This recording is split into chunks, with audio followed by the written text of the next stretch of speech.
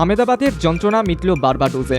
নেপথ্যে গোটা দলের পারফরমেন্স, চ্যাম্পিয়ন হওয়ার আনন্দে উচ্ছ্বসিত গোটা দেশ। প্রোটিয়াদের ঘুম উড়িয়ে বার্বাডোস থেকেই বিরাটরা যেন দেশবাসীকে গুড নাইট জানালেন। তবে রাতটা কি আদৌ গুড হলো দেশবাসীর জন্য? কারণ সম্প্রচারকারী চ্যানেলে এসে বিরাট কোহলি জানান এটাই তার শেষ টি-20 ম্যাচ। তবে দেশকে ট্রফি জেতানোর দিন কেন রোহিত শর্মাও সরে গেলেন টি-20 থেকে, তার ব্যাখ্যা অবশ্য করেছেন রোহিত। তিনি জানিয়েছেন মুহূর্তটাকে সাক্ষী রাখতে তিনি চেয়েছেন। এই মুহূর্তটা, যা সবচেয়ে বর্ণনা করা কঠিন, আবেগঘন মুহূর্ত তার কাছে, তাই এই মুহূর্তটাকে বেছে নেন ভারত অধিনায়ক। যদিও এদিন প্রথম বিরাট কোহলি জানান তার অবসরের কথা, তারপর জানান রোহিত শর্মা।